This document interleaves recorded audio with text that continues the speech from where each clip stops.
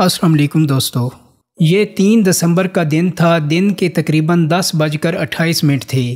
سیالکوٹ میں وزیر آباد روڈ پر واقع راجکو فیکٹری کا مینیجر پریانتھا کمارا اپنے ماتحتوں سے کہہ رہا تھا کہ مشینوں کی صفائی اچھی طرح سے کریں کیونکہ ایک غیر ملکی وفد فیکٹری کے دورے پر آ رہا ہے۔ پریانتھا کے ڈسپلن اور کام لینے کی وجہ سے فیکٹری کے بعض ملازمین اس سے پہلے ہی نالاں تھے۔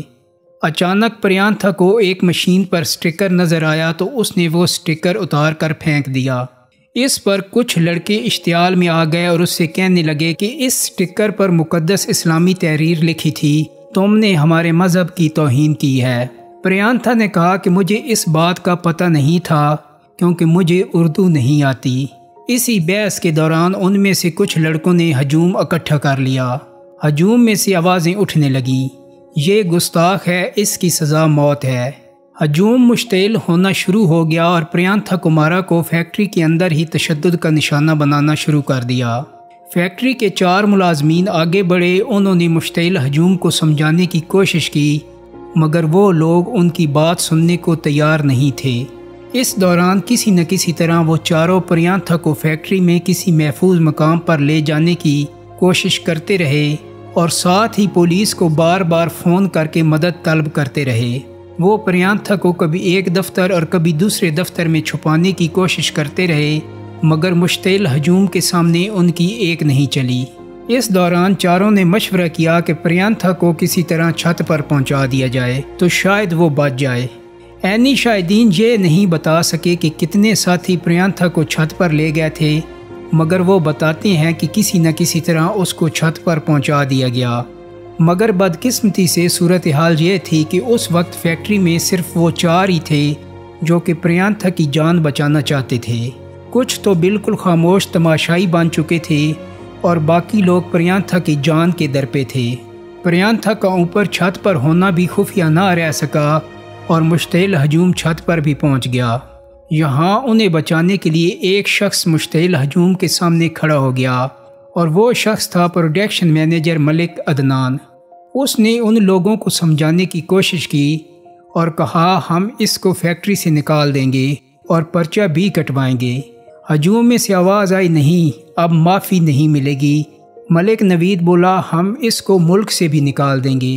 اس نے ہر ممکن طریقے سے معاملہ سلجھانے کی کوشش کی لیکن کچھ لوگ مسلسل پریانتھا کمارا کو مارنے پر تلے ہوئے تھے اور باقی ہجوم ان کی ہاں میں ہاں ملا رہا تھا۔ مقامی ذرائع ابلاغ سے بات کرتے ہوئے ملک عدنان نے کہا کہ وہ انسانیت کی خاطر اپنے ساتھی کو بچانا چاہتے تھے اور اسی لیے وہ پریانتھا کمارا کے سامنے دیوار بن گئے۔ شور اٹھنے پر جب میں وہاں پہنچا تو 40-50 افراد ان کی جانب اوپر آ رہے تھے۔ میں پریانتھا کو بچانے کے لیے اوپر بھاگا۔ میرے پہنچنے سے پہلے ہی پریانتھا کے سر اور منہ پر چوٹیں لگ چکی تھیں۔ میں وہاں پہنچ کر پریانتھا کے اوپر لیٹ گیا۔ میں بھی تشدد کا شکار ہوا مگر مشتعل لوگ اس وقت پریانتھا کو گھسیٹ کر لے گئے۔ مشتعل ہجوم نے پریانتھا کمارا کو ڈنڈوں اور لاتوں سے مار کر قتل کیا۔ اس کی لاش کو برہنہ کر کے سڑک پر گھسیٹا۔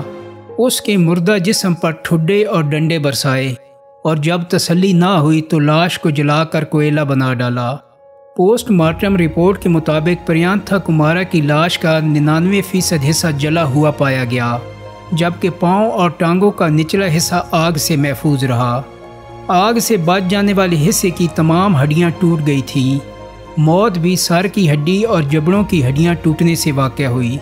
سیالکوٹ پولیس کا کہنا تھا کہ لاش کو جلانے کے بعد ملزمان نے فیکٹری کو آگ لگانے کی منصوبہ بندی بھی کی تھی۔ پولیس نے یہ بھی بتایا کہ ہجوم کے پاس پٹرول کی بوتلیں تھیں اور ان کی جانب سے فیکٹری کو آگ لگانے کی منصوبہ بندی بھی کی جا رہی تھی۔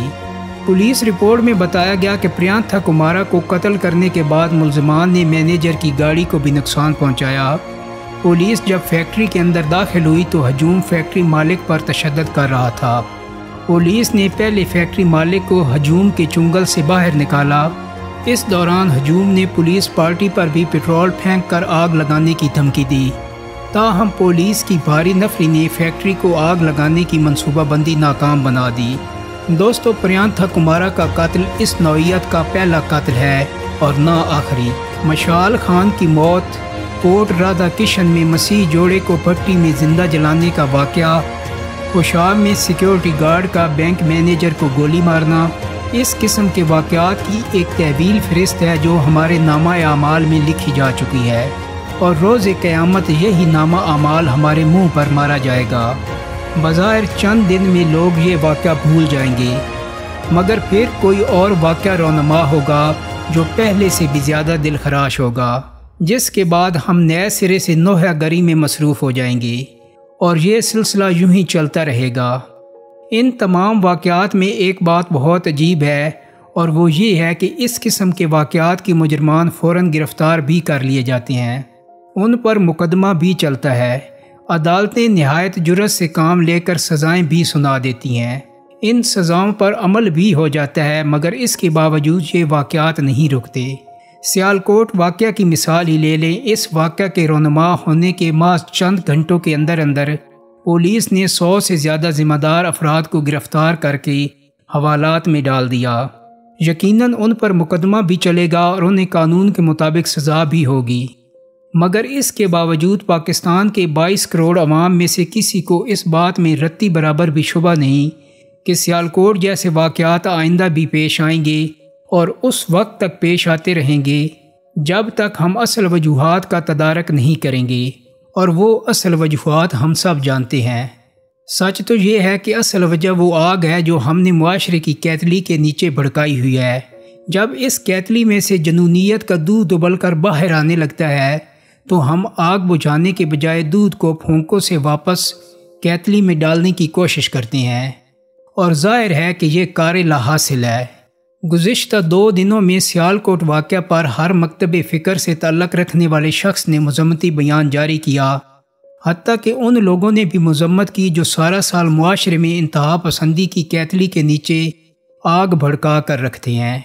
उनका ख्याल है कि मज़म्मती बयान देने और ये कहने से कि आईन, कानून और मज़हब इस जुल्म की इजाज़त नहीं देता, वो बरी ज़िम्मा हो जाएंगे, जबकि सच ये है कि ये वाक़या पेश ही इस वजह से आया है कि मुल्क की फ़िज़ा इस जनूनियत के लिए साजगार बना दी गई है।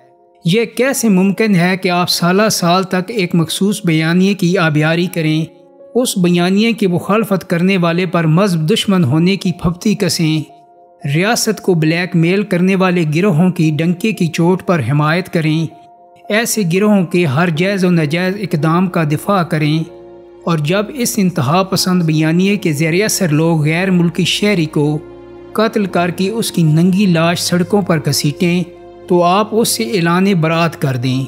हम सब ने ट्विटर पर वो मज़म्मती बयानात पढ़े हैं जो इस वाक़या के बाद जारी किए गए हैं।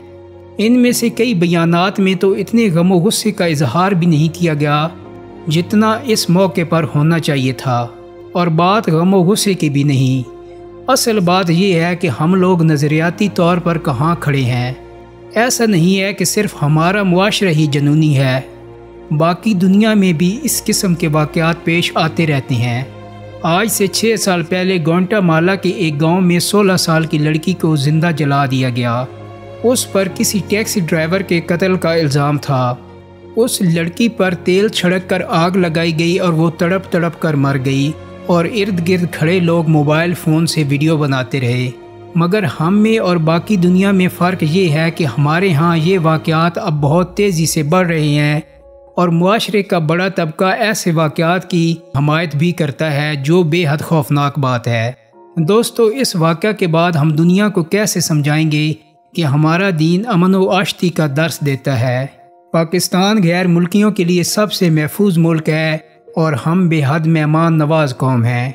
क्या प्रियंका कुमारा की जली लाश किसी को हमारी इस बात पर यकीन करने देगी?